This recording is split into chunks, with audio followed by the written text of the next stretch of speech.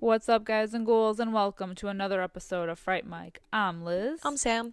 And today we're continuing our month Jalloween with the king of Jallow. We're back with another Dario Argento movie, and this time we are talking about Opera from 1987. I'm glad you're doing the intro, because I was like, another Darren Aronofsky. Like, wait, no, not correct. Different DA. Different guy. Opera, I'm happy to say, was more my speed. Hey. Yes. I knew there were some out there. I knew we just had a couple boogers, maybe. Not boogers. Not boogers. Movies that I didn't understand. This has been a mixed bag for you this month. Yeah. Well, life's a mixed bag. That's true. That's true. You can't win them all. You can't win them all. Some are duds, some are not. Some I just don't understand. That's true. Well, it's all about the editing, I feel. Yeah. And that was not a Dario Argento movie that you didn't understand, so it's all good. I'm just saying. Yeah, no, this one was a good one. I really enjoyed this one. I'm happy. Yeah. Yeah, this is a first time watch for you. Not for me, but for you. Yeah, for me. I'm first time watch for me. Happy you're experiencing this. Yeah.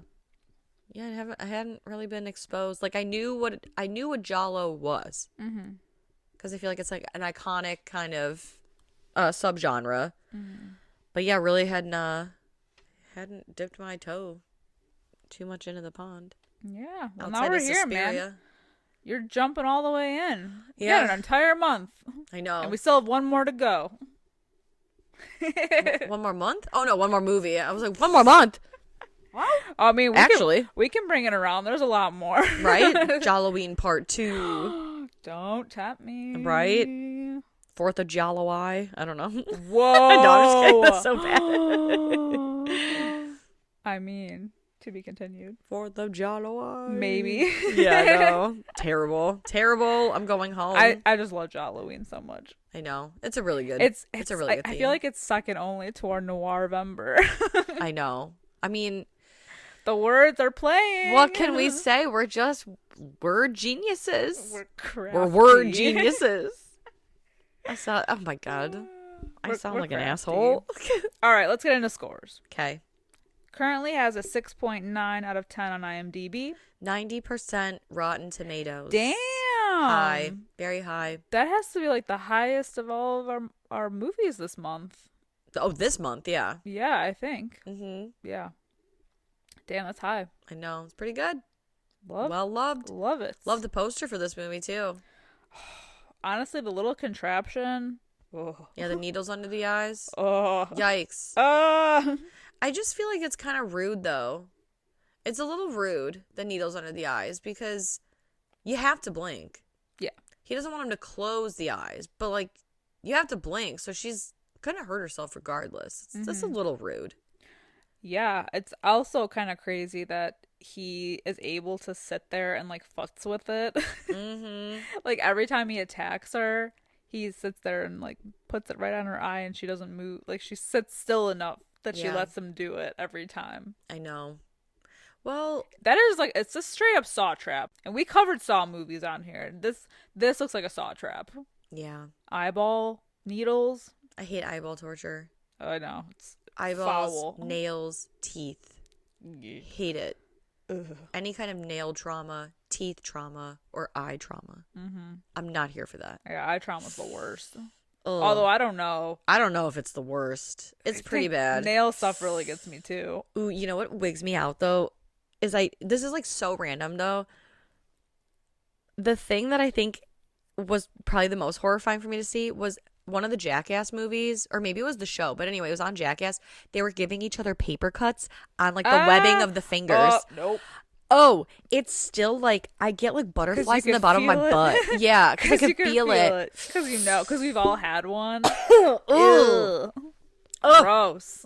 Every time I think about that to me More painful than the needles under the eyes. I don't know. I got one that's worse, and it gets me every time. We covered it on our podcast, of course, and that is Black Swan, the skin peel. Yeah, the skin. Oh. That shit gets me together.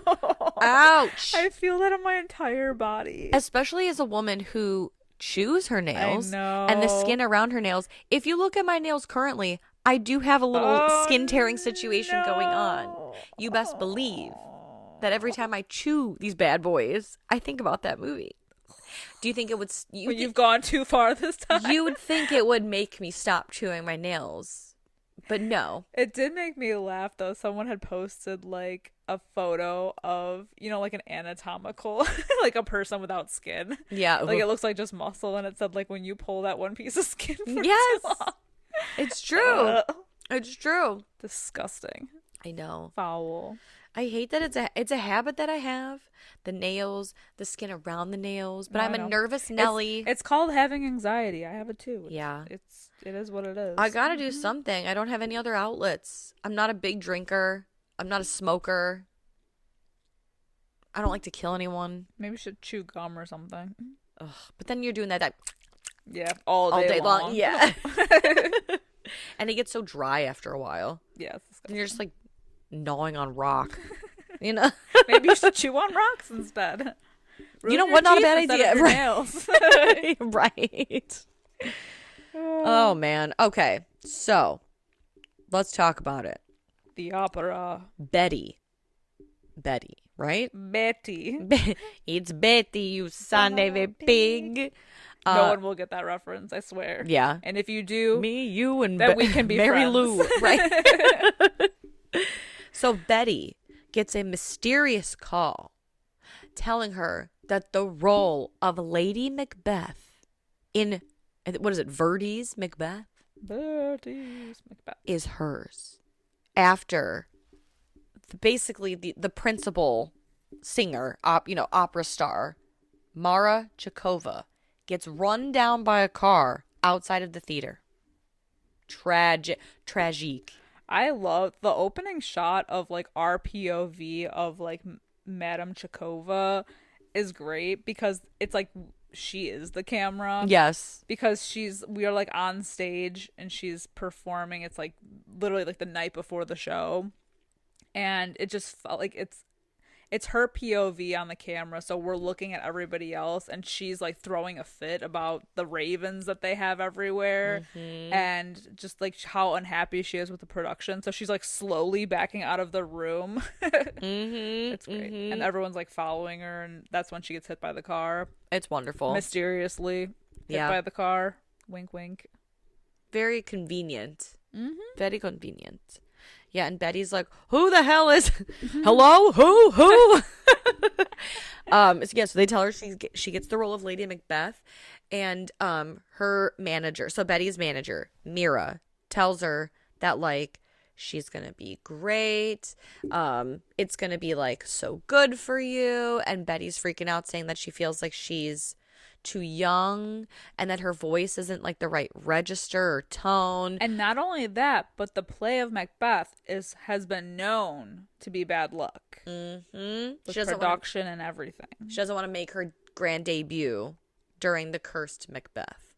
Right. But she's fine because there's an opening performance, and despite a little hiccup with a light falling due to just a little old someone getting killed, a stagehand being where they shouldn't be. Well, so we do see like POV of a killer. I love this lurker and his little binoculars.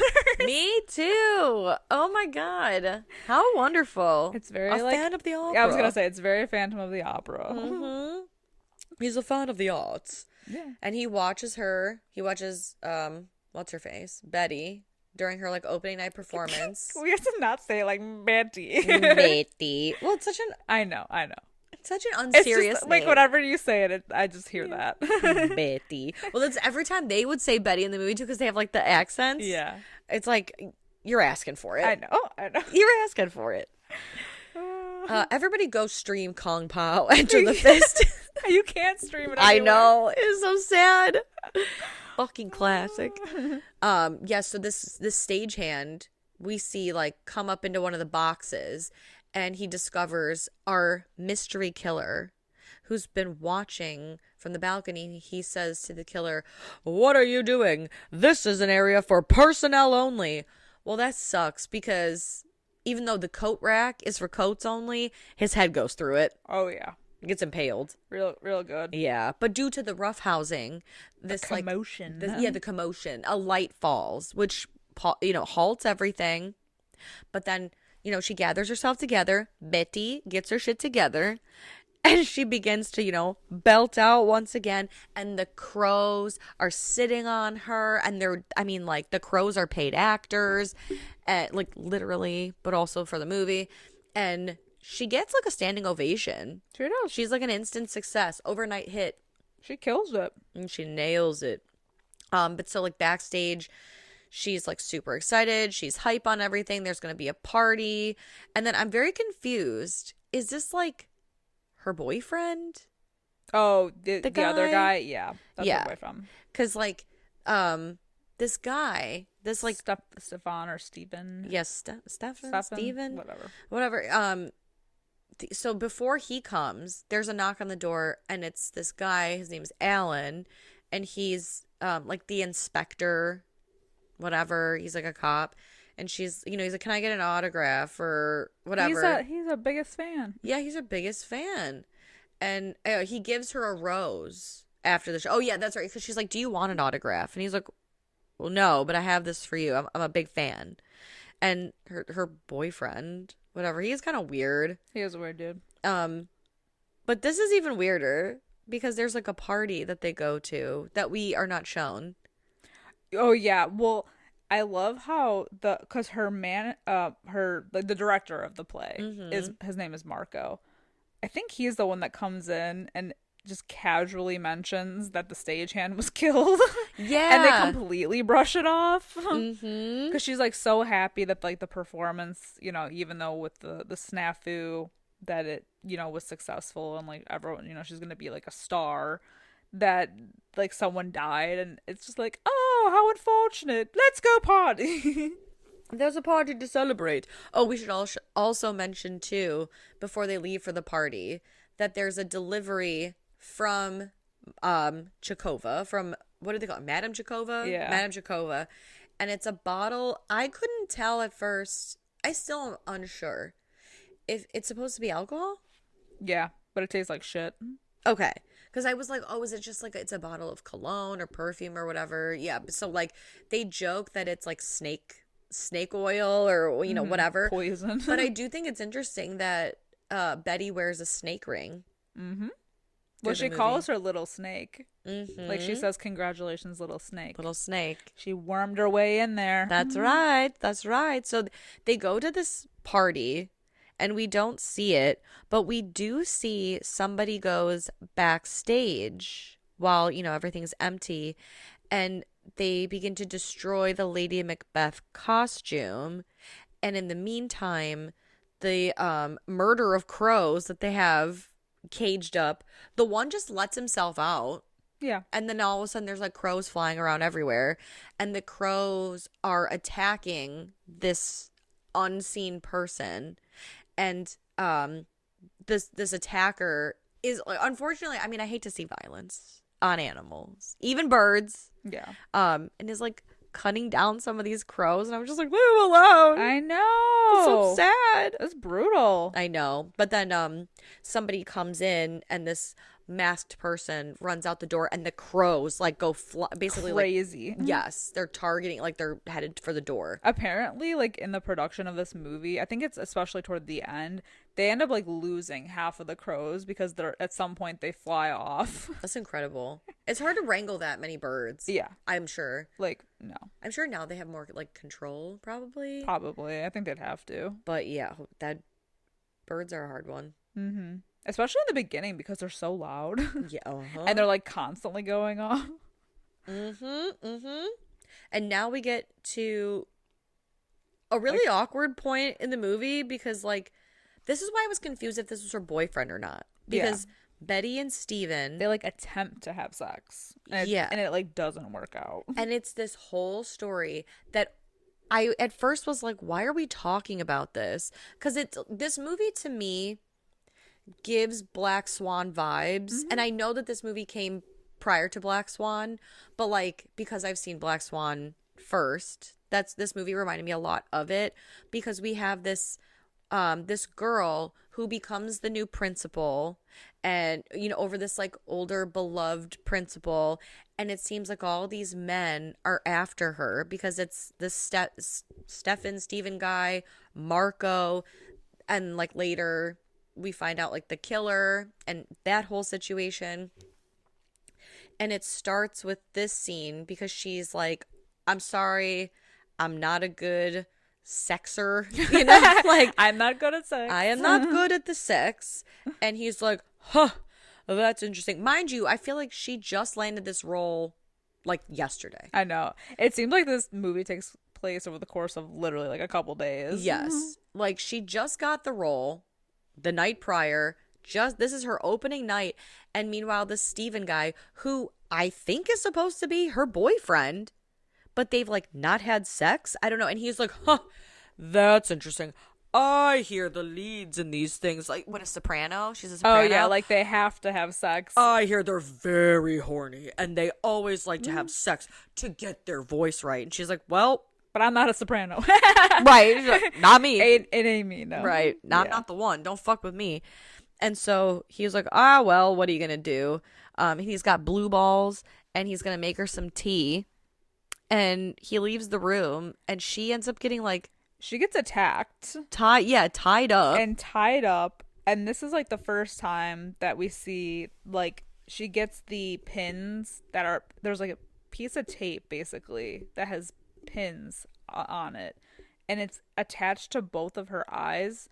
So the killer says, I want you to see what I'm about to do. So if you blink, your eyelids are going to get cut by these pins, which, like, ew, gross. Yeah. And we do see like the little drops of blood because you can't help but blink. Right, exactly. Yeah. So she can't close her eyes. So when Stefan comes back, he's stabbed brutally to death by this killer. Repeatedly. But it's like the craziest shot when the knife goes through his mouth, because you can see through, like, because his mouth is open, you can see the blade go through. Absolutely. But my favorite part, the soundtrack of this movie is crazy because, so like, it's an opera, like it's about an opera, obviously, but every death has like crazy rock music that happens. So like anytime anyone is getting like attacked and killed, they just like cue rock music. And it feels always like so out of place. It does, but it's great. Yeah, it's great. Like it fits, but it fits, but it doesn't fit. Because I feel like the music is always like, I don't know, like this guy's getting stabbed to death, and you just like, it's like the Ramones, like rock and roll high school. Like what the fuck? Like, I know the soundtrack was good though. Like it's just so interesting. Yeah, it just was so like random. Yeah. It's a great soundtrack, just a random soundtrack. Well, and then like immediately after this, the killer flees. So he's like not caught. But not before cutting at least one of the ropes. Right. So they're a little loose so Betty can untie herself. Right. So he lets her go. He takes off, and then immediately after, the rock music cuts off, and then we go into like angelic type music, like harp and all. Yeah. You can't always get what you want. And she is just like obviously distraught over what she just witnesses. She gets a hold of Marco to come pick her up, and so he does, and he's just like horny as fuck. Like you can tell. He brings her back to her place and is like lingering a while. Well, I mean, all these men are after her. That's what I'm saying. Like they're sniffing out a star. Doesn't it remind you of like Black Swan too? Oh, like yeah. Even like the director's like, well, don't you want me to finger blast you while we work this out? Yeah. Are you sure? Yeah. So do you touch tell me, do you touch yourself? People are inquiring. Like, I must know. What the fuck? These men These are so important weird. Details. Yeah, she's literally like, she's walking in the rain. She looks obviously distressed, and he's like, "So do you think we should have sex? So you want to bang? Yeah. Are you open to the idea of fucking me right now? No? Well, let's think about it. I'll take you home. Meanwhile, she is like traumatized. Yeah. And she's like... And not only that, she even goes on to express to him that she's basically plagued by nightmares that she's had basically since she was a kid of this incident that happened. Yeah, and like a man in a black hood. Right. And she's like, tonight I saw my nightmares become real. Or was it? She's confused. Right. And then he even looks out the window of her place because she's like paranoid. And he's like, yeah, there's definitely a dude downstairs with binoculars and the phone. Well, and then he leaves. First of all, he's like, but you'll be good, right? I got plans. Yeah. Do you know anyone here really well? Because there's somebody looking down, looking through your window with binoculars. Oh, they're gone. Well, anyway, I gotta go. I got a woman at home waiting for me. Like, okay. Come on. What the fuck? And even this guy, this Marco, his girlfriend or whatever, yeah. even she's like, you want to have sex with that girl, don't you? Uh-huh. And the way that he's like, yep. Well, not no. And what the fuck? This guy's so weird. This whole movie is so weird, but I love it. I know, I love it too. In the best way. It's so great. I know. Well, so then the next day, we're back at the theater, and we've got Alan, the Spanish Inquisition. He's questioning people about Stefan's murder. And he's like, is Betty here? Where's Betty? He's very interested in Betty. And they're like, well, she's not here yet. She is. And she's like listening from afar. But Betty basically freaks out and calls her manager Mira. And she's demanding, like, I need to, like, it very much was like, Madeline, I need to speak to Madeline at once. You know, like she's... The morgue, she'll be furious. Exactly. She's like, you need to come. You need to... There's something I must tell you. I have to tell you in person. So Mira agrees to come to her place, like, later that night. And in the meantime, Julia... She's not... I love Julia. Poor Julia. So Seamstress Julia. She's not like the costume designer, but she has to fix the costume, you know, the Lady Macbeth costume, because it's destroyed. Yeah, because they finally noticed that like half the props were destroyed. Mm-hmm. And so when she goes to fix the dress, she notices this gold bracelet that's basically been sewn on the dress. Mm-hmm. And it's got like a date, but it's very light to make out. Right. It's like some sort of inscription. And so she and Betty are like looking through the workroom for a magnifying glass. Mm-hmm. And what's her face? Julia finally finds it, and she's like, "Oh, it's a date." You know, so it must be like an anniversary. But here's commotion in the other room. And what do we come to the other room to find? But Betty tied up again. In, like, the fashion showcase. Yeah, in a display case. Yeah, like, she's in a display case. Tied up again with the tape pins and everything. She's really got to be better about, like, that putting fighting up back. A fight. Yeah, that's what I'm saying. Twice. And this time he had the audacity, or he had the time, I guess, to put your ass in a display case. Right? She, like, was not fighting. Kick him in the nads. Right. Put up a little bit of a fight. Sometimes I feel like the way Betty acts in this movie, though, is very like, oh, damsel. Not me. Just little old me. She's an it girl. Yeah. Oh, gosh. A pick me. She gives, like, book talk energy. You know? Like, oh, no, not a strong masked man who's so you're saying she's into it. Yes. I mean, she gives the energy. I know. It's giving. It's giving. It's giving. Giving. Yeah, so Julia's like, what the hell's going on? And she gets pursued. Okay, but Julia fights back. Thank you. Because Julia gives a shit about her life. The killer tackles Julia, and she fights back. Mm-hmm. She swallows the damn bracelet. Well, on accident. On accident, which is great because when the killer has to retrieve it. Oh, well, exactly. Woof. Because she realizes the killer's after this bracelet, and she's like, you want this? Come get it. Psych. And she's like teasing this fucker. And then finally she realizes, okay, I think my life's actually in jeopardy. So she's like, you want this? Fine. Take it, and throws it. But the killer still pursues her. And she ends up getting the upper hand at one point. Yeah. Because she picks up like a like an iron or something, beats him over the head with it, and like hits him like a couple times. He's down. But she like has to know who it is. So she goes back to unmask him, and that's when he stabs her with the scissors. Yes. Well, and of course it's the classic like, you, I should have known it was you the whole time. Yes, and not give it, and she gets so close to saying it too, because mind you, like Betty's tied up on the other side of the room. But then they're like struggling. Somehow the bracelet ends up, I think probably just while she's like struggling, in Julia's hands. And when the killer's attacking her, she drops the bracelet because she's dying, and it lands in her mouth and she swallows it. And he cut it out of her. Ah! Brutal. Absolutely brutal. He's determined to get that bracelet. Well, now here's the thing. Beyond this scene, tell me, does the bracelet make an appearance again? No, I don't think so. I didn't think so. So what was the significance of cutting it out of her? It was his.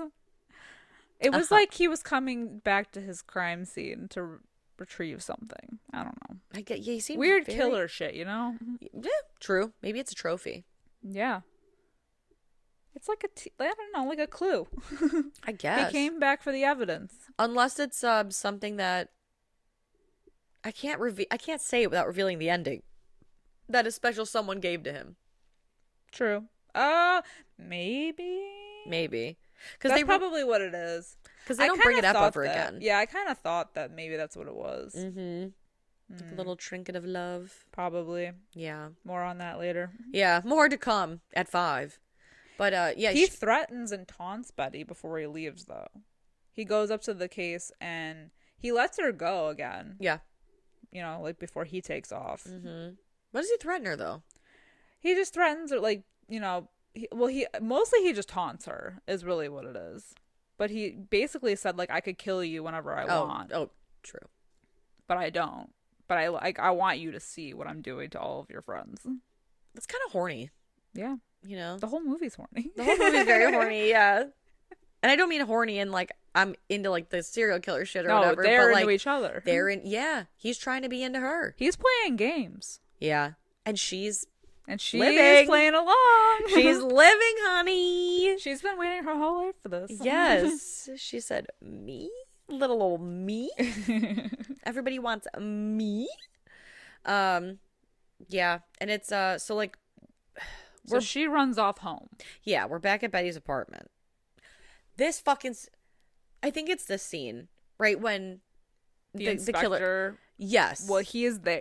Meets her in her lobby. Because Mira. Oh, yeah. Yeah, because then Mira comes. Mira's supposed to come. So she's back at her apartment. She runs into Alan in the lobby. And I just love, she's like, what are you doing here? And he's like, what are you doing here? Like, bitch, I live here. I live here. Right. Hello? What are you doing here? And I just love that he's like, you really shouldn't be alone. I'll have my friend come to protect you. And she's just like, okay. Detective so-and-so. Yeah, well, it's so weird because I don't know. Like, I guess he's the police. So I guess he's the police. I guess he's the police. So I'd have to trust it. You know, like, I'm trying to think if I were her, you know, but like, I wouldn't, I don't know who's after me. Yeah. You know, so to have some random, like, oh, let me give you protection. I'll send a random person who you've never met and I'm only telling you about now. I'll have him come babysit you. And she's like, yep, okay. Which is crazy because before this, did they even meet before this scene? Who, Alan and her? Yeah. Yeah, when he gave her the rose in the beginning. It was like, I'm your number one fan. Oh, that's true. Well, other than that, though. No.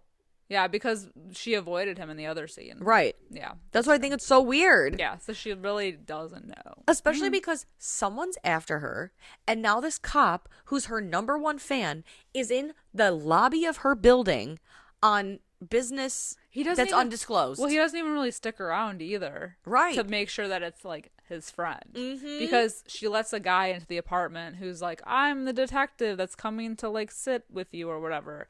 And she's like, okay. And so she's, like, she has wounds on her eyes, so she puts eye drops in. So she can't really even see who it is, but he's just like, oh, I'm going to chill in here. Like, you do whatever you want to do. And she's like, oh, yeah, my friend's coming over. Her manager, Mira. Mm-hmm. And so when Mira shows up, she's like, oh, I just heard, oh my God, Julia. And she's like, what do you mean? How, like, who did you hear that from? That happened literally 10 minutes ago. You know, kind of shit. And she was like, oh, the guy in the lobby. He said his name was, you know, Mike Shalabi. Detective so-and-so. Exactly. What's his name? Oh, Suave. Suave. Yes. Detective Suave. And she's like, well, you couldn't have talked to Detective Suave because he's in the house. He's in here. And so then they're not, this was tense though. Yeah. Because you're not sure then who the real one is. Right. And they're like, well, who the fuck is in here then? And they go to see, because she's like, well, he's in that room and he's gone. Mm-hmm. And so they decide they're just going to hide from all of them. And I mean, they hide for a minute. And then they give up. Yeah. And then they're like, well, fuck this. This is boring. But then when the doorbell rings. Oh, this is such a good scene. It's so crazy. Oh, it's so crazy. It's so crazy. They hear the guy leave. So they go and like bolt the door. So then there's a knock at the door and the guy is like, what are you doing? Like, I just came back. And she's like, you need to show us some ID. So he shows them the ID and she's like, that could have been faked. Like, show us something else. He shows her the gun, shoots her through the peephole. Mm-hmm. God damn. I know. Well, and it's like crazy too because he kind of like quickly flashes his ID, but he refuses to show like his actual face. Yeah. And then he's like, well, look, like I am a cop. Like, look, I have a gun here. See, like I have a cop's gun. And she's like, wait, let me see that ID again. I recognize your face. Mm-hmm. And that's when he fucking just pops her off. Right. And then it's just super creepy too, because then he's speaking to Betty through the door and he's like basically like, let me in because I'm gonna get in anyway. It's such a different vibe than the other movie that we watched, mm-hmm. where the girl's like, no, Tenebrae. And like, yes, Tenebrae, and the guy's digging through the 10-inch door with a plastic spoon and right. Stop! Yeah. Like, this guy is like sinister. Yes, this guy will get it. I believe this man will get in. Yeah, you know. And so she's hiding. Now, this shit made me laugh, though. Because, again, this is why I think Betty is into it and wants to be captured and is horny for this guy. Because, yeah, he gets in the apartment, right? And we do find out via the bloody, basically dead body of the real Detective Suave that the real one was the one that was in the apartment. Yeah. So the bad one was in the lobby, like the liar. But she goes to hide from him. Behind the lace curtain, the see-through lace curtain. Bitch, are you serious? When I saw that, I screamed. I was like, you are not. I cackled. Yes, because like the killer cuts the power. Yeah. To the apartment. Or I guess the lights, because her stereo still works. Yeah. Because she does have the wherewithal to like realize, well, he can probably hear where I'm moving around, but she puts on that like opera track mm-hmm. that she relaxes to. Mm-hmm. But it fucking made me cackle. I know you're in the dark technically, but you're gonna hide behind a see-through. Yes, I could see your entire being. I think what comes next is even crazier. The fucking vent. Yeah. What in the Phantom of the Mall? I know. The whole is this city within the walls of this fucking apartment. There's a studio apartment within the walls of her apartment. This little girl is teaching herself jujitsu. What in the people under the stairs is happening here? This little neighbor girl is like, come through the vent. I can save you. And then she's like, what the fuck? So she goes in the vent hallway that's like in between apartments and the walls. Yeah. And they're like, oh, whatever, it's some bullshit about it being an old ventilation system, whatever. But this girl's like, yeah, I come here to get away because, you know, like my family's abusive and awful. And so she's like, I go and I spy on people. Yeah, she's like, I've been watching you and I did notice that there was a man. There was a man after you. It's just these fucking vents. They're basically like the Paris catacombs. Yeah. They are so this? yeah. It's so crazy. It's so crazy. Well, and then the killer then pursues them through the vents. Yeah. But they're able to outsmart them a little bit, I guess, and like hide under the vent. Yeah. When they crawl into this little girl's apartment, to which like her mom, who's a total bitch, and was like, so basically in an earlier scene in the movie, we see this mom hanging out outside of Betty's apartment, and she's watching her through the peephole because she's like, "Who are you? What do you want?" And the lady's like, "What the fuck? I live here, bitch." I like, live here. yeah, mind your Who fucking are business. you? Yeah. Well, and then so the mom pops up, and she looks at her her little like 10-year-old daughter hanging out with this full-grown woman. Yeah, and she's like, who the fuck is this? And she was like, "You remember me, don't you? I saw you the other day." And she's like, No. And she's like, "Well, I guess you didn't see me, but I saw you. You've got to know that." Bitch, how? Are you nuts? Yeah, but I can't trust a woman who hides behind a see-through curtain. So, right. Yeah. And the mom's like, "Well, why don't you do me a favor and get the fuck out?" That'd be great. Respectfully. Yeah. Why don't you stop hanging out with my 10-year-old daughter and get the fuck out of my apartment? Get out of my vents. Yeah, right. Stay the fuck out of my vents. Okay. I think this little girl needs to get out of the vents too. Stop peeping on everybody. I know. I mean, I feel bad for her because her mom is a shit. An abusive monster. It's just weird. It is weird. And then from here, Betty decides, well, the only safe place is the opera house. Yes, I must go to the theater, where she runs into horny old Marco. I want to call him Nico. He looks like a Nico. Marco. He doesn't look like a Marco. He has a plan, though. Yeah. He's going to lure the killer to the opera house because he knows that he'll be there for the next big production. I love the confidence with the way he's like, "Don't worry, I've got a plan." Smash cut to the plan being so fucking wild. She's bait. The fucking craziest plan. Like, "Don't worry, guys. I've thought this through." And the plan, is to use her as bait on stage. You have patrons of the arts coming. They're paying good money. It's not very sophisticated. For an opera ticket. Yes. And this fucker is like, "Well, people hate it anyway because they hate my shit. I'm just going to ruin it." And in the middle of Betty doing like a fucking like cage, the bird's cage. Yes. Oh, the cage that comes flying through the window. Yes. So dramatic, and everyone's like, "Is this part of the show?" And all of the birds get unleashed onto the crowd so they can try to figure out who the killer is, because the birds will know. Yeah, because who did them dirty last time. Yes, because the guy, like the bird wrangler, essentially, he's like, "Birds They're out for revenge. The crows hold a grudge. They'll fucking know." And it's this wild scene of these birds just flying through the opera house and people screaming in terror. It's like the scene from Jurassic World. Yeah. You know what I mean? Oh, like, yeah. When Jimmy People Buffett get takes picked his... up.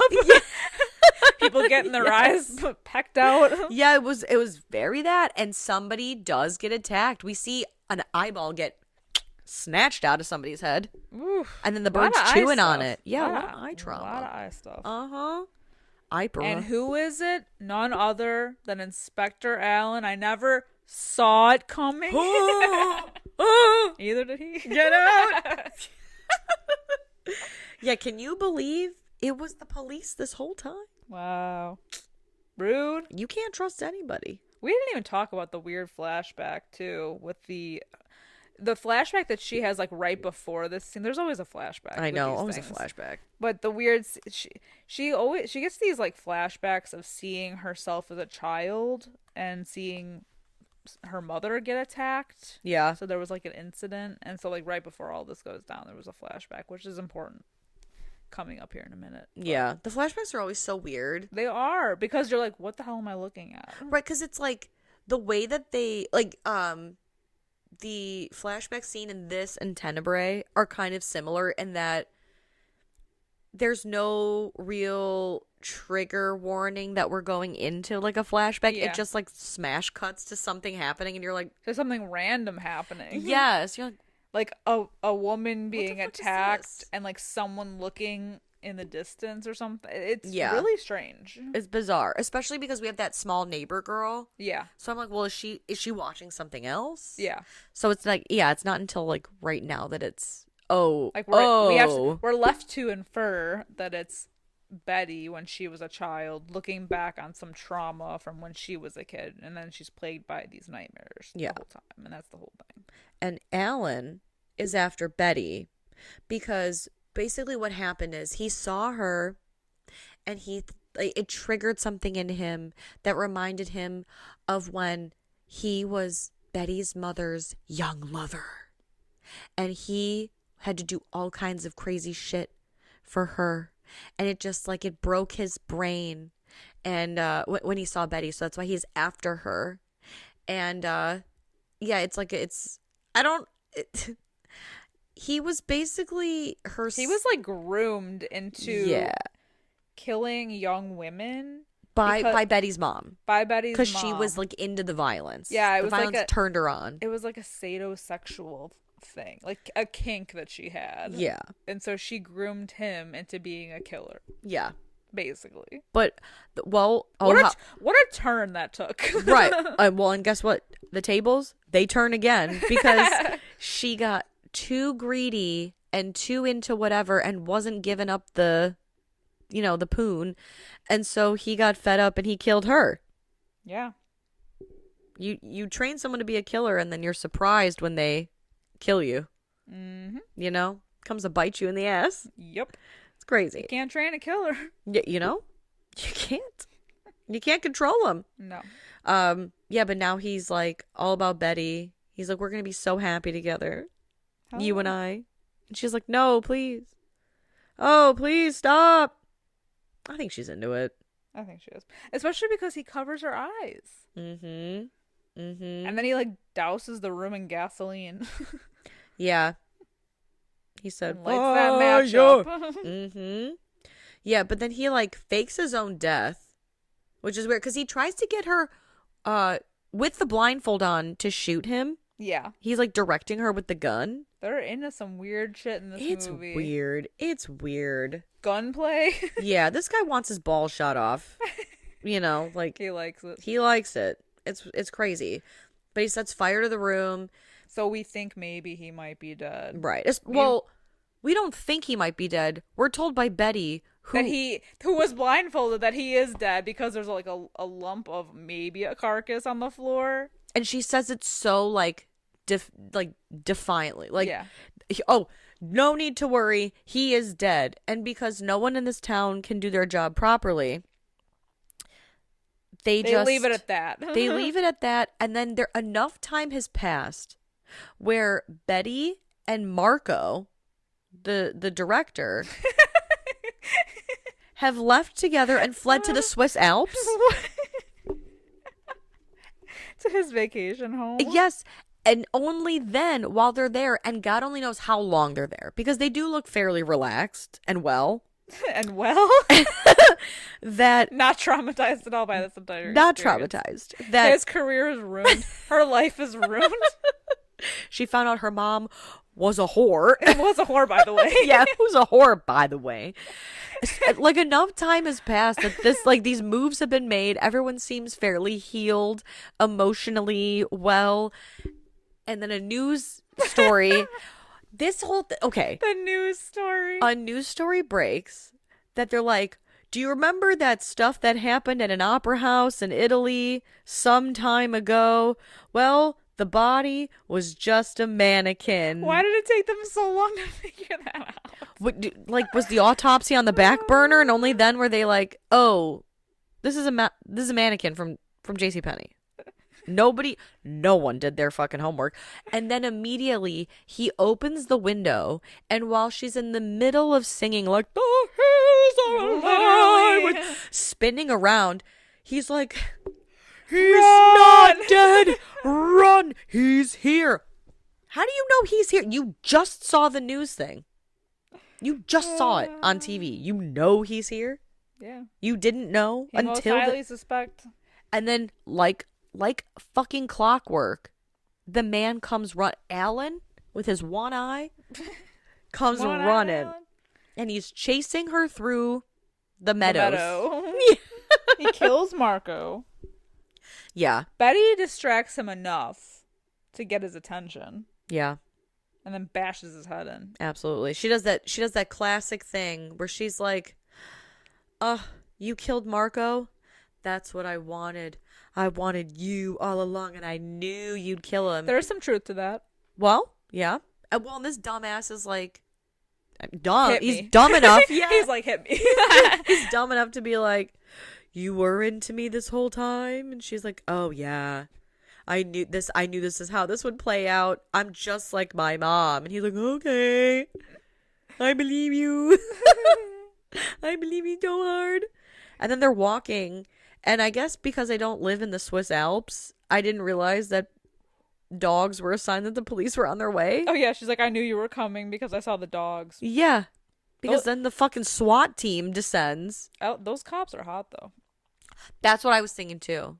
That's what I was thinking. The two that she talks to. Yep. Oh, yeah. If I were Betty, I'd be like, I think I need to be taken in for questioning. Yeah. You got cuffs. You can handcuff me if you want. This girl's a freak, man. They gotta match her. Right? I might be dangerous. You don't know. Because they're like, what did you say to him to keep him from killing you? And she was like, match my freak. Somebody gonna match my freak. Yeah. Wouldn't you like to know? Maybe you should take me in for questioning. Stick around a while, we'll find out. But fuck around and find out. Yeah. If you know what I mean. No, Yeah. And then she finds some like lizard trapped in the grass and she's like, be free now.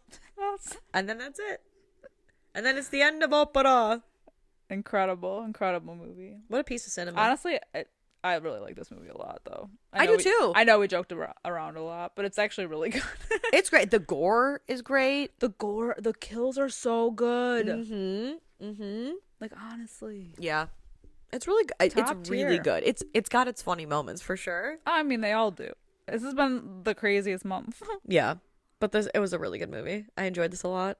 I'm glad you did. I feel like halfway through, or like not halfway through, 30 minutes in, I was like, oh, I think I'm going to like it here. Yeah. I like this a lot. I suspected you might. Yeah. That was good. What was I going to say though? Shit. I had a point. Oh, I kept thinking, because like, you come to watch these movies enough, you kind of can figure out who the killer is. But I kept thinking, I was like, I wonder if this is going to be like a Black Swan situation where she's like, the killer's after me, only to look in the mirror and be like, it's me. I'm the killer. I'm the killer.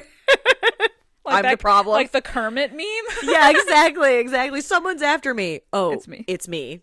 I'm my own worst enemy. Because there was like that scene, like it seemed like she was snatched up when like someone was in the other room. Yeah. And then she put the spiky things in her own eyes. Because she found them. Remember, she found them in her pocket. Yeah. That one day. And so I was like, oh, she's crazy. Oh, that's what this is. Yeah. But that would have been cool. It would have been cool. But then the whole thing with like the Detective Suave or whatever in the lobby, and like clearly Mira had spoken to somebody and got shot. Like, you know what I mean? That was probably like one of the best scenes in the movie. I agree. 100%. That was so tense when it's like, well, wait a minute. Which one is which? Yes. They could be either. Especially because of the fact that the guy disappeared inside the house somewhere. So they're like, oh shit. Yeah. That was a great scene. It was a great scene until she hid behind the lace curtain. I was like, you bitch. Like, you ruined it. Yes, you're into this, aren't you? You sicko. Like, you want to be found and maybe tortured. Yeah. Oh yeah. But yeah, this was good. I'm glad you liked it. Yeah. What's your rating then as a first time watcher? I'm gonna give it a 4 out of 5. Fuck yeah. Heavily enjoyed. Will watch again. Many laughs had. Many laughs. Many enjoyables had. How about you? I'm going to give it I will give it I want to go 4.5 so bad. Do it. What's gonna happen? 4.25. Okay. Yeah. Okay. That's my cop-out answer for everything. I gotta do my points. Yeah. We're on fractions over here. Yeah, my 4.2. 4.25. Yeah. Sometimes it is like, often to myself, I think while I'm rating these movies, I can rate them whatever the hell I want. Yeah. It's my podcast. Right. But something in it doesn't sit well on my spirit. I know, like 5 out of 5 laughs and good times had. Yeah. Like I said, I've said it so many times. The rating, the way that I gave Sleepaway Camp 5 stars, you can't trust me after that. It's a 5-star movie. It's quality. Yeah. Okay. It's not, all right. It's not quality. It's enjoyment. And we've always rated on enjoyment. Yeah. Yeah. If we rated on quality, most of these movies would be dog shit. True. But if we're doing this off of enjoyment and 5 out of 5 enjoyment. Okay, 5 out of 5 laughs. Yeah. Cackles. 5 out of 5 eyeballs. Mm-hmm. Yeah. No, it doesn't sit well on my spirit. Because sometimes I'm like, 4.5. What the fuck's gonna happen to me? I get stricken down. Yeah. Struck by lightning. But then I'm like, no, I can't. I can't sleep at night. Some of these episodes that we do keep me up at night. Because I think they're just out there. Well, yeah. They're just out there. And a lot, like all these episodes, I speak into the microphone. I black out. I speak into this microphone. You hit publish. And then it goes out in the world. And I'm like, What did I say? Oh, God. Yeah. I think. Oh, no. Well, I think the problem, and I think this is like for both of us, is that we have opinions about things and then they change. And so now I'm like, well, what did I say? Well, the ones the ones that haunt me the most are movies that like we love so much, right. And usually they're like a big part of our lives. Like I will say, I'll just throw it out there. The Addams Family Values episode, so good. I feel like that entire episode, I refuse to listen to it because I think the entire time I was like, and that was funny, and he said that, and that was funny, and remember when he said that. That was fun. Yeah, but the whole movie's fun. I like the movie. The whole fucking movie's fun. See, I think we probably just quoted the whole movie, and that's fine. Right, well, that's remember what Debbie said? That was funny. Shut up, bitch. I know it's funny. Like, I want to choke myself. I want to get in a time machine and choke myself like Homer and Bart Simpson and just be like, shut the fuck up and say something of substance. But it's a fun movie. It is. So it's like it's hard not to quote. I always say quotable that movie. It's harder to talk about movies that you love sometimes from a critical angle because you don't have like bad critiques to make about it. Well, especially when it's not a movie where there is a lot of substance, like midsummer. Yeah. Where I'm like, oh, if you look at this, it adds to 9. And look at this, and look at all this, and it adds, and it's numerology, and it's all the mythology, and the whatever. Like all these things that are put in the movie for you to discover. Yeah. Addams Family Values is just funny. It is. So it's like it's hard to, and I don't want to say like it's not a movie of substance, but you know what I'm saying. Yeah. It is. I get it. Yeah. I'm picking up what you're putting down. Yeah. Sorry to go on that like tangent all of a sudden, but no, it's all good. Yeah. All right, guys. Now is the time to hear from you. If you guys like opera, hit us up in our Discord. We can chat about it. You can find us on all social media platforms at Fright Mic Podcast. And if you have a few minutes after the show to give us a 5-star rating and review wherever you are listening, we would really, really appreciate that. And until next time, I'm Liz. I'm Sam. Rest in peace.